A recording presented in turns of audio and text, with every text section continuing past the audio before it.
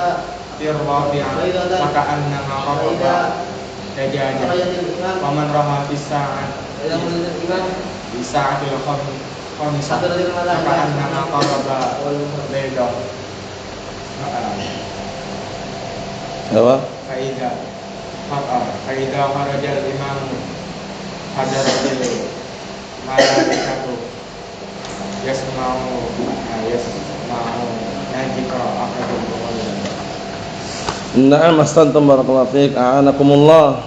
Kita lanjutkan sekali kita selesaikan pembahasan ini insyaallah taala. Halaman 276, disimak 276. Qala al-mu'allif asbahullah as-sababu fi dzikri dajajah. Dajajah boleh, dijajah boleh, tujajah boleh. As-sabab fi dzikri ad-dijajah wal baydah wa hiya laysat min bahimatil an'am. Sebab penyebutan ayam dan telur padahal bukan termasuk binatang ternak. Padahal orang berkorbankan ima onta, sapi, kambing masuk kan? Tapi kenapa disebutkan ayam dan juga telur gitu loh? Padahal ayam dan telur bukan termasuk binatang ternak. Sudah paham insyaallah ya? Naam. Mafhum? Ayo. Dari sini, qad yaqulu qailun, diperhatikan baik-baik. Terkadang ada orang yang mengatakan, hadhihi laysat min bahimatil an'am. Ayam dan telur ini bukan termasuk binatang ternak. Wala mimma yusra' bihi taqarrub ila Allah azza wa jalla, dan bukan termasuk yang disyariatkan untuk apa? Dijadikan kurban untuk Allah Subhanahu wa taala. Maksudnya dijadikan barang untuk mendekatkan diri kepada Allah Subhanahu wa taala, bukan termasuk. Falimadza dzukrat huna? Kemudian pertanyaan, maka kenapa? Kenapa disebutkan di sini? Padahal ayam, telur bukan binatang ternak. Paham ya? Binatang ternak yang ma'ruf, yang masyhur untuk korbankan ima unta, sapi, kambing kan. Tapi kenapa telur dan ayam disebutkan? Fayuqal, maka dikatakan lamma utifat ala bahimatil an'am.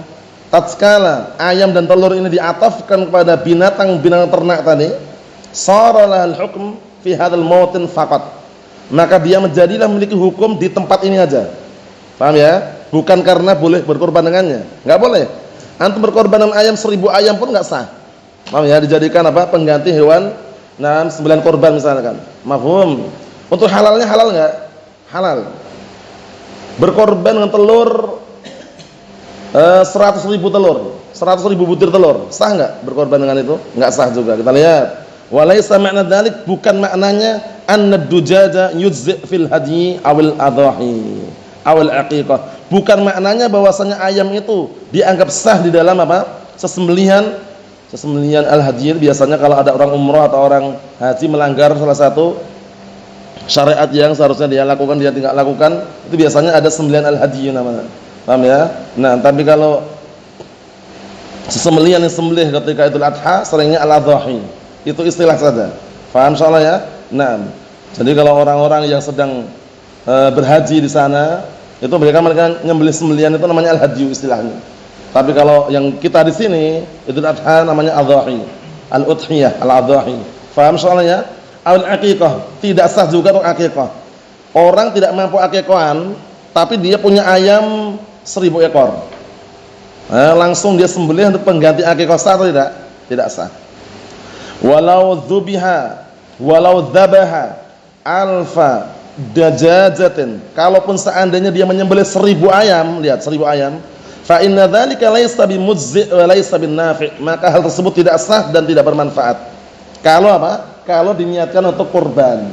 Paham? Tapi kalau diniatkan untuk makan-makan biasa, halal atau tidak? Halal selama baca bismillah nyembelihnya. Mahfum insyaallah? Naam. Jadi jangan pernah berkorban barakallahu fiik dengan ayam atau telur. Kalau belum mampu berkorban dengan onta, misalkan dia mampu dengan sapi misalkan 7 kepala keluarga, lakukan. Kalau dia mampu sendirian, kambing. Kalau belum mampu bagaimana?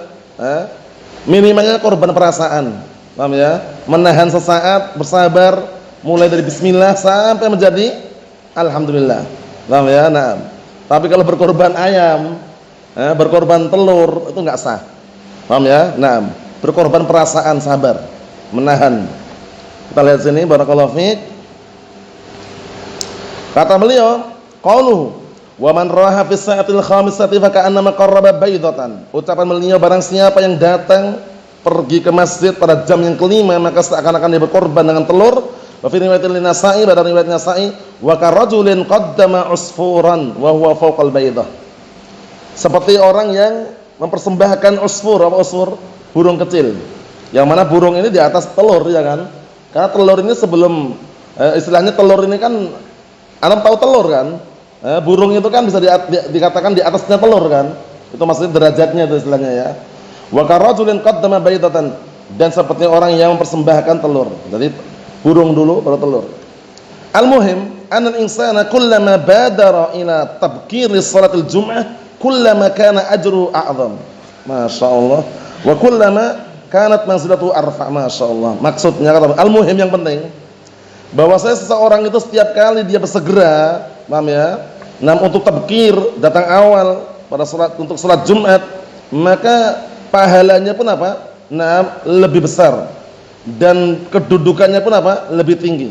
Bisa dipahami ya? Nah, itu arahnya ke situ arahnya. Jadi semua ini penyebutan masalah seperti korban dengan apa? Dengan onta, dengan sapi, dengan ayam, dengan telur tadi, dengan kambing tadi, itu hanya pendekatan yang maknanya itu semakin datang awal semakin bagus itu. Bisa dipahami insyaallah ya? Nah, kita lihat lagi. Wa bil hadithi alfadun ukhra minha wadana wastama'a wa ansata. Masyaallah, tambahan hadisnya ini. Di dalam hadis ada lafaz-lafaz yang lain, di antaranya kemudian orang itu mendekat. Jadi duduknya enggak di pojokan sana itu, afan ya. Nah, duduknya mendekat. Kemudian wastama'a, mendengarkan khutbah imamnya. Wa ansata, diam. Paham ya? Bukan datang awal duduk pertama tidur. Nah, itu kan kurang. Ya kan? Sudah dekat dengan imam, ya kan? Kurang mendengarkan dan kurang diam. Ya kan, seharusnya dia diam, fokus mendengarkan, tapi tidur. Paham ya? Ya semoga dia dapat pahala niatnya lah. Dari rumahan niatnya Jumatan. Ya kan? Nah, barakallahu, niatnya baik, semoga dapat juga. Cuman kehilangan keutamaan yang banyak itu loh ya. Nah, kita lihat di sini. Wa fi riwayah fa sallama kutibalah. Kemudian dalam riwayat yang lain, dia salat sesuai dengan apa yang dicatat untuknya. Namanya salat sunnah, namanya sunnah apa? Mutlaqah. 2 rakaat salam, bangkit lagi, 2 rakaat salam, bangkit lagi, 2 rakaat salam, bangkit lagi sampai datang imam. Sama ya, boleh seperti itu ya. Summa idza kharaja al-imam ansata. Kemudian ketika imam dah keluar, datang untuk khutbah, ansata, dia diam. Mafhum? Wa fihi jawazus shalah fil jum'ah hatta fi waqtil karahah. Di dalam hadis ini ada pendalilan bolehnya salat pada hari Jumat, hingga bahkan pada waktu yang karaha, waktu dibencinya salat. Paham ya? Karena posisinya barakallahu fiik,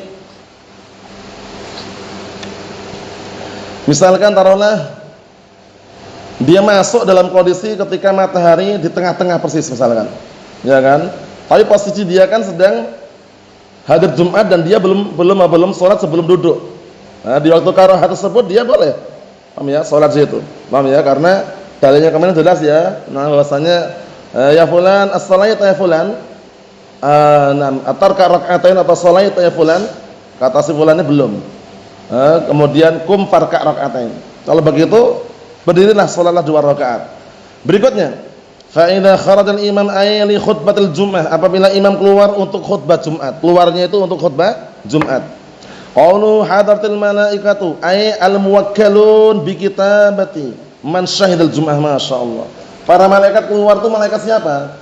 Itu para malaikat yang muwakkalun, ditugaskan untuk mencatat man syahidal Jum'ah, orang yang menyaksikan salat Jumat. Jadi orang yang hadir satu persatu dicatat oleh malaikat tersebut. Qauluhu yasma'una dzikra ay al-khutbah. Adz-dzikra maknanya al-khutbah. Berarti benar-benar maknanya itu khutbah itu loh. Datang dengar khutbah. Bukan datang pindah tidur. Afan ya. Nah, bukan likulli maqamin naum, tapi likulli naumin maqam. Paham maknanya itu ya? Bukan di setiap tempat dia tidur, tapi pada setiap tidur itu ada tempatnya. Paham ya? Nah, jadi setiap tidur itu ada tempatnya, bukan setiap tempat tidur. Di mana dia ada, dia tidur, jangan. Tapi di saat dia mau tidur, pastikan letakkan tempatnya. Bisa dipahami ya? Naam. Kita lihat sini barakallahu fiik, kata beliau, wa hadza dalilun ala anna majalisal ilmi majalis dzikrin, masyaallah. Ini juga dalil bahwasanya majelis ilmu itu majelis zikir. Sekarang antum duduk di majelis ilmu kan? Ini secara tidak langsung majelis zikir atau bukan? Naam. Karena disebutkan qala Allah qala Rasul, ya kan? Disebutkan 6 ayat-ayat Al-Qur'an, disebutkan hadis-hadis Nabi, majalisul ilm, majalisul dzikr. Wa fihi fadilatu khutbatul Jum'ah id yahduruha al-malaikah, masyaallah. Di dalam hadis ini juga ada keutamaan khutbah Jumat. Kenapa kira-kira? Dikarenakan itu apa namanya? Ta'liliyah ya. Nah, dikarenakan yahduruhal malaikah, dihadiri para malaikat. Bayangkan, malaikatnya hadir. Cuma enggak nampak gitu ya, karena alamnya beda. Wa fihi fadilatul istima' ila dzikr. Di dalam hadis ini juga ada pendalilan keutamaan istima', mendengarkan zikir ya, mendengarkan khutbah. Fa inna dzikra tansyarihu bihi sudur. Dikarenakan yang namanya zikir itu bisa membuat dada itu lapang. Maksudnya zikir ini maksudnya itu khutbah. Coba kalau awal mulanya dia mungkin gelisah, banyak pikiran, khutbahnya temanya cocok gitu loh ya, sesuai dengan apa yang dia alami, akhirnya jadi lapang dadanya, ya kan? Nah, misalkan dia posisinya sudah lama nggak ketemu orang tuanya, ya kan? Sudah lama nggak ketemu bapak atau ibunya, ya kan?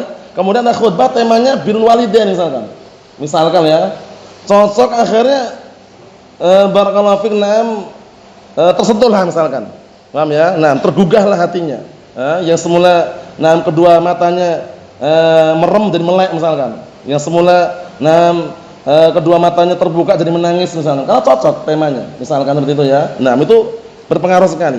Tapi kalau tidur dari awal enggak akan kedengaran, ya kan? Nah, kita lihat di sini. Wa tanjali bihil qurub, kegelisahan, kegundah-gulanaan itu tersingkap dan terhilangkan. Al-qurub itu kegelisahan, gelisah, paham ya? Cemas, ya, kekhawatiran. Tapi dengan mendengarkan khutbah tadi, apalagi temanya cocok misalkan, akan hilang semuanya. Paham ya? Nah, khutbah Jumat temanya cocok sekali, membahas seputar apa? Harga-harga sedang naik harganya misalkan. Harga panganan naik, BBM naik misalkan. Mungkin yang pikirannya sedang gelisah, ya kan?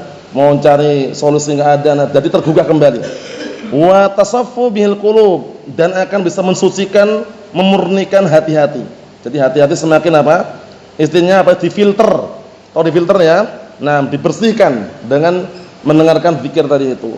Qala Allah azza wa jalla, Allah berfirman, ala bi dzikrillah tatma'innul qulub. Ketahuilah hanya dengan berzikir kepada Allah Ta'ala hati itu tenang.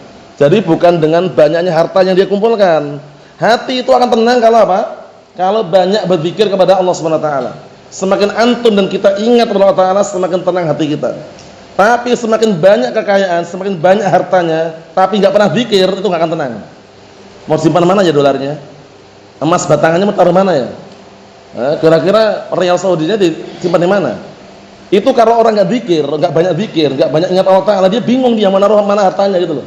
Ya kan? Tapi kalau dia senantiasa berzikir kepada Allah, ingat kepada Allah Subhanahu wa taala, walaupun hidupnya pas-pasan, walaupun hanya ada 100 rupiah misalkan atau 200 rupiah misalkan, tenang pikirannya.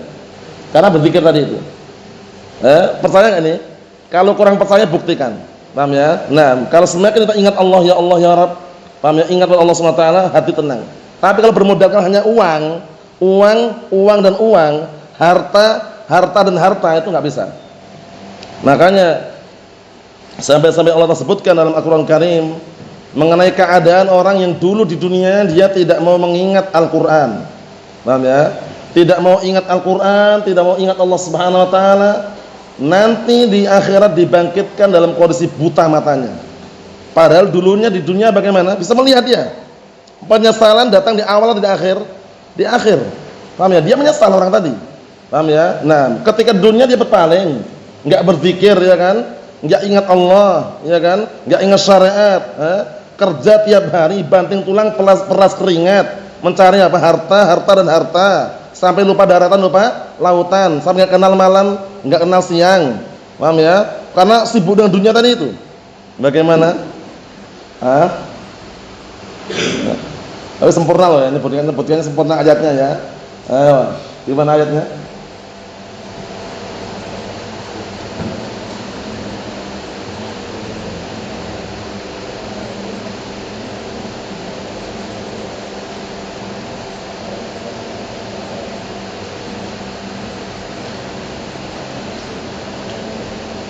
Naam, ahsanta barakallahu fik. Itu ayat yang sering terulang-ulang, ancaman bagi orang-orang yang tidak mengingat Allah Subhanahu wa taala. Paham ya? Seharusnya dia mengingat Al-Qur'an, mengingat peringatan Allah Subhanahu wa taala. Wa man a'rada an dzikri fa inna lahu ma'isyatan dhanka. Barang siapa yang dia itu berpaling dari mengingatku, peringatan Allah Taala banyak kan? Al-Qur'an, kemudian juga peringatan-peringatan yang lainnya, maka dia akan mendapatkan kehidupan yang sempit. Lihat, hidupnya sempit walaupun hartanya banyak. Dia miliarder kurang apa lagi? Ya. Hartanya triliunan, ya kan? Jutawan, dia juragan batu bara, kurang apa lagi? Dia juragan minyak sawit, kurang apa lagi? Paham ya? Nah, kemudian dia juragan cilok, kurang apa lagi? Ya kan? Nah, juragan pukis, kurang apa lagi coba? Tapi karena enggak ingat Allah Taala, tidak mengingat peringatan Allah Subhanahu wa taala, lihat. Allah Ta'ala kasih dia kehidupan yang sempit hatinya, enggak tenang pikirannya. Tapi kalau dia senantiasa ingat Allah Ta'ala, walaupun pas-pasan hidupnya, walaupun istilahnya cuman taruhlah tipis-tipis lah cairnya itu, enggak banyak-banyak, tenang pikirannya. Rasanya dunia sudah dia miliki. Hadisnya dulu, sebelum kita sambung ayatnya, hadisnya. Pagi hari bangun dalam kondisi sehat badannya, keluarganya aman-aman semuanya, ya kan? Makanan pokok yang mau dimakan pagi pun ada juga, walaupun tempe dan tahu, dan sambal nasi putih misalkan. Itu seakan-akan dunia sudah terkumpulkan untuknya. Ada nggak hadisnya?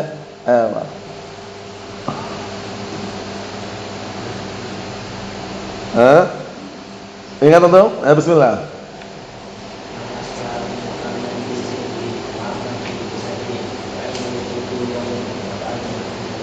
Naam, ahsanta barakallahu fiik. Hadisnya bagus sekali itu. Paham ya? Nah, hadisnya siapa itu? Nisbahnya Al-Hutami itu, Al-Hutami. Hadisnya bagus sekali itu hadisnya barakallahu. Artinya man asbaha minkum. Naam, aminan bisirbih. Barang siapa di antara kalian pagi hari itu bangun dalam kondisi aman-aman saja keadaannya, mu'afan fi jasadih, sehat badannya, indahu qutu yaumih, makanan pokok di hari itu sudah ada, walaupun sederhana loh ya. Faka'anna mahizat lahu dunya. Kurang apa lagi? Seakan-akan dunia sudah dikumpulkan untuknya, kurang apa lagi sudah? Makanan ada walaupun nasi putih, lauknya apa tadi? Tempe, tahu, sambal tomat misalkan. Tapi badannya sehat, keluarga pun aman, ya kan? Nah, keadaan tenang. Itu seakan-akan dunia sudah terkumpulkan untuknya, kurang apa lagi coba? Nah, makanya itu harus kita pegang erat-erat. Kita hidup di dunia ini bukan enggak mau istimewa, bukan enggak mau kaya gitu, bukan, paham ya? Tapi kita tahu, paham ya, bahwasanya dunia ini itu hanya perhiasan yang menipu, ya, sehingga kita tidak berani maju, terburu-buru mengejar dunia, hanya diambil seperlunya. Mafhum? Dunia hanya sarana, bukan tujuan utama. Tapi akhirat itu adalah tujuan utama dan selamanya. Paham ya? Itu akhirat. Nah, tancapkan di benak kita semuanya. Paham ya? Jangan pernah ngejar dunia lupa akhirat. Kalau ana dijumpai seperti itu, ingatkan. Paham ya? Nah, Kalau antum melihat anak ngejar dunia, lupa akhirat, ingatkan. Saling mengingatkan. Kita ini gak ada yang sempurna kan? Antum, kami, kalian, Anda itu gak ada yang sempurna semuanya. Iya kan? Semua perlu apa yang namanya nasihat. Ini bagus sekali ya. Jadi sumber ketenangan hati itu adalah berzikir kepada Allah Subhanahu wa taala. Dibangkitkan sama siapa tadi ayatnya ini? Wa man a'rada an dzikri fa inna lahu ma'isyatan dhanka wa nahsyuruhu yaumal qiyamati a'ma, dan kami akan bangkitkan nanti orang tersebut, kumpulkan dalam kondisi buta. Protes orang tadi, Rabbi lima hasyartani a'ma wa qad kuntu basira, wahai Rabbku, kenapa engkau bangkitkan aku dalam kondisi buta? Dulu padahal bisa melihat. Apa kata Allah Ta'ala? Qala kadzalika atatka ayatuna fanasitaha wa kadzalikal yauma tunsa. Allah Ta'ala mengatakan, demikianlah dulu ketika datang ayat-ayat kami, kamu melupakannya, kamu meninggalkannya, enggak mau ingat gitu loh. Pada hari ini pun kamu ditinggalkan. Lihat, ngeri. Makanya senantiasa zikir kepada Allah Ta'ala, ya Allah ya Rabb. Sandarkan semua rezeki yang kita miliki, semua datang dari siapa? Allah Subhanahu wa taala. Ketika kaya, alhamdulillah, dzalika min fadli Rabbi, ya kan? Nah, ketika hidupnya pas-pasan, syukuri juga, ya kan? Nah, hidup sederhana itu bukan berarti dia tidak mau bergaya, ya kan? Hidup sederhana itu dia berusaha bagaimana mensyukuri nikmat yang Allah Ta'ala berikan dari Zat yang Maha Kuasa. Paham ya? Nah, bukan wah, sederhana berarti dia orangnya apa? Miskin, belum tentu juga. Paham ya? Nah, karena orang itu jaga jarak, jaga batas kalau sudah berkaitan masalah dunia. Kita lihat lagi. Wa qala ta'ala, Allah Ta'ala berfirman, afaman syaraha Allahu sadrahu lil Islam fahuwa 'ala nurin min rabbih. Apakah orang yang Allah lapangkan dadanya untuk memeluk agama Islam, maka dia itu berada di atas cahaya dari Rabbnya, sama dengan orang yang tidak, gitu maksudnya. Wa qala ta'ala alam nashrah laka sadrak, bukankah kami telah lapangkan dadamu untukmu, wa wada'na 'anka wizrak, kemudian kami ringankan bebanmu. Wa min du'ai Musa alaihissalam qala rabbishrah li sadri wa yassir li amri, masyaallah. Dan termasuk doanya Musa alaihissalam, qala, beliau berkata, kisah dalam Al-Qur'an Allah Ta'ala berfirman mengisahkan Nabi Musa alaihissalam, rabbishrah li sadri, wahai Rabbku lapangkanlah dadaku, wa yassir li amri, dan mudahkanlah urusanku. Paham ya? Jadi kalau urusan kita sudah dipermudah oleh Allah Ta'ala, semuanya berjalan lancar dan aman. Bagaimana caranya biar dimudahkan urusannya kemarin? Bertakwa kepada Allah Subhanahu wa taala. Wa man yattaqillaha yaj'al lahu min amrihi yusra, mudah urusan semuanya. Paham ya? Nah, kita lanjutkan lagi, perhatikan baik-baik. Fihi annallaha azza wa jalla karimun 'azim, masyaallah. Halaman 277 ya. Nah, fihi, di dalamnya, dalam hadis ini ada pendalilan annallaha azza wa jalla karimun 'azim, bahwasanya Allah Subhanahu wa taala zat yang maha karim, mulia, azim, agung. Idza ja'ala li ibadatil mu'minin minal hasanat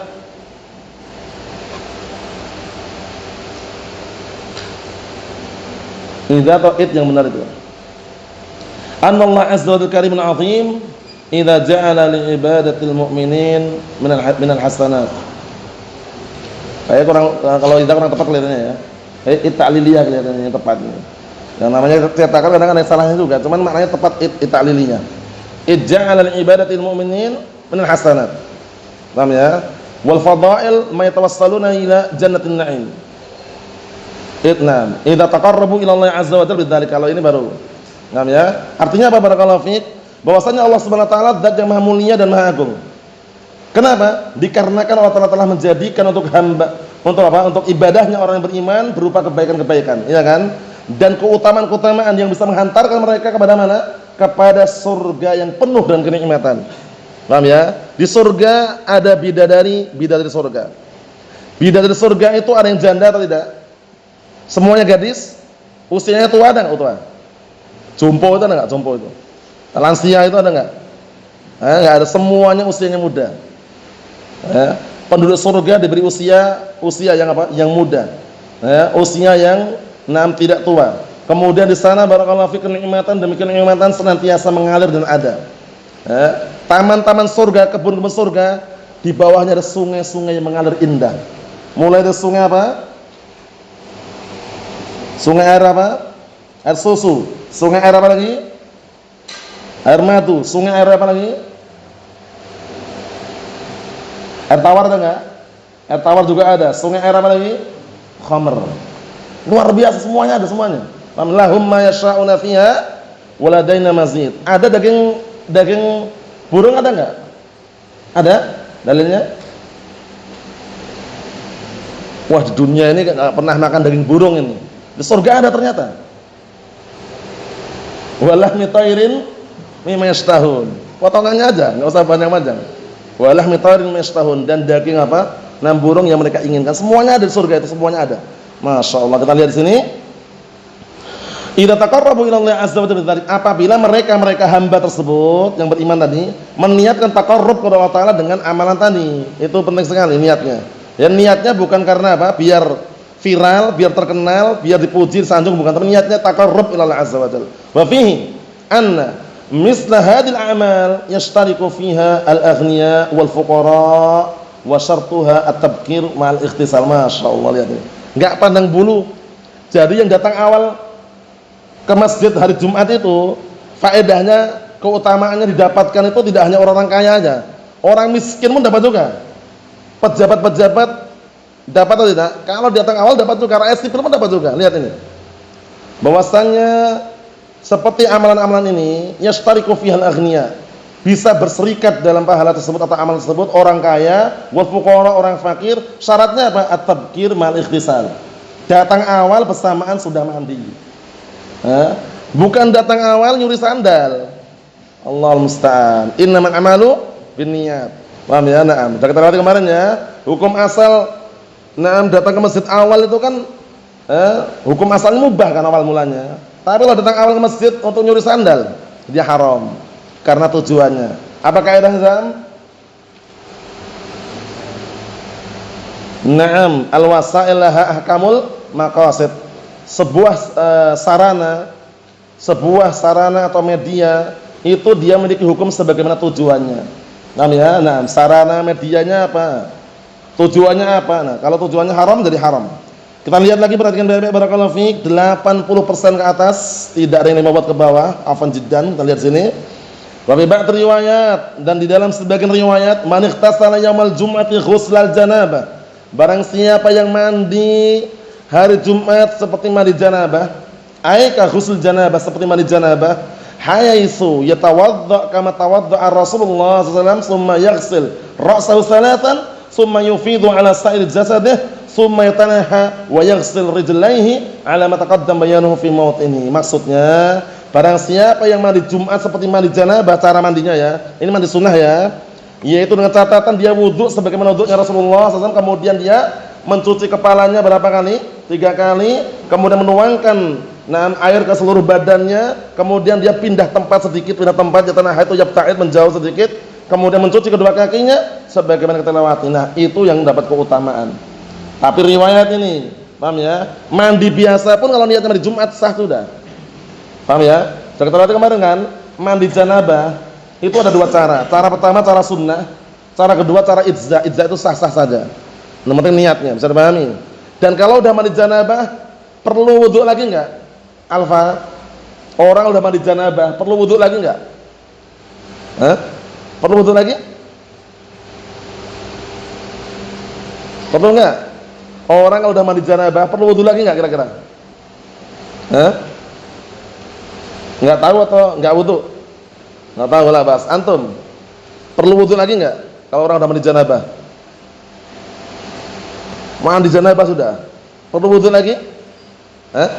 Enggak tahu atau enggak perlu wudhu lagi? Enggak perlu. Yakin? Naam. Hukum asalnya enggak perlu wudhu lagi. Nah, alasannya kenapa enggak perlu wudhu lagi? Nah, ini pentingnya alasan ini.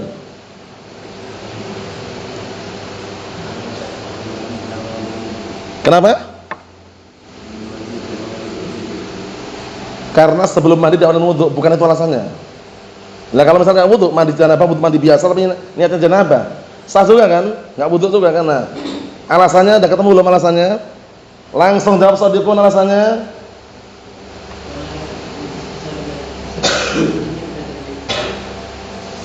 Santai, slow aja, slow. Ditunggu, kita nggak akan buru-buru. Ditunggu.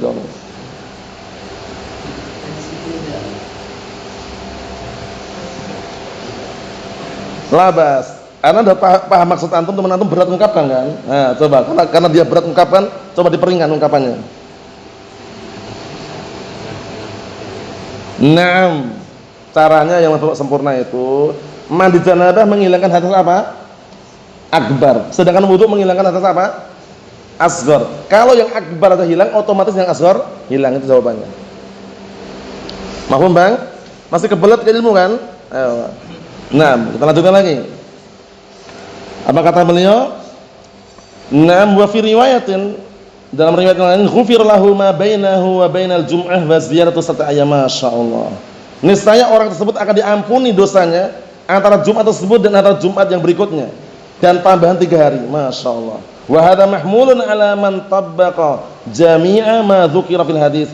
Ini dibawa kepada makna keutamaan ini ya, dibawa pada makna orang yang menerapkan semua yang disebutkan dalam hadis. Apa? Al-awwal ghusl mandi. Dia dapat keutamaan tadi, pertama mandi. As-tsani tabkir, datang awal. As-tsalis ad-dunu minal imam, dekat dari imam. Duduknya enggak di pojokan sana itu. Ya, dekat imam. Paham ya? Ar-rabi' istama'a lil khutbah wa ansata. Ini penting ini, yang keempat ini. Nah, yang keempat ini ya, mendengarkan khutbah dan diam. Bukan duduk dekat imam tapi tidur. Itu kehilangan keutamaan ya. Al-khamis, yang kelima, lam yufarriq bain isnain, tidak memisahkan di antara dua orang yang duduk. Jadi duduk, ada orang dua orang sudah duduk, jangan dipisahkan mereka. Maksudnya jangan ngambil alih tempat orang lain itu. Itu maknanya menurut para ulama. Lam yufarriq bain isnain maksudnya ada dua orang yang duduk, ya kan? Itu udah tempat dia kan? Nah, itu enggak boleh dipisahkan. Cari tempat yang lain itu loh. Paham maksudnya ya? Naam. Fa'an Jabir bin Abdullah radhiyallahu anhu anna rajulan dakhala al-masjid yawm al-jum'ati wa Rasulullah sallallahu alaihi wasallam yakhutub faja'ala yatakhattan nas faqala Rasulullah sallallahu alaihi wasallam ijlis faqad adaita wa anaita. Lihat ini. Artinya barakallahu fiik, bahwasanya waktu itu dari hadis Jabir bin Abdullah radhiyallahu anhu bahwasanya ada salah seorang masuk masjid pada hari Jumat dalam keadaan Rasulullah khutbah.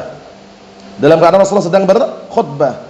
Kemudian mulailah orang tadi ja'ala mulai yatakhattan nas, nginjak-nginjak manusia. Maksudnya nginjak-nginjak itu bagaimana maksudnya? Nah itu. Jadi dia istilahnya apa istilahnya itu tempat orang lain dia istilahnya mau dia ambil, istilahnya dia itu mau sudah penuh istilahnya gitu, tapi dia pengennya mau di tempat itu gitu loh. Itu maknanya takhatun nas. Jadi seakan-akan menginjak-injak seakan-akan. Paham ya? Faqala Rasulullah SAW, kemudian Rasulullah SAW mengatakan ijlis, duduk.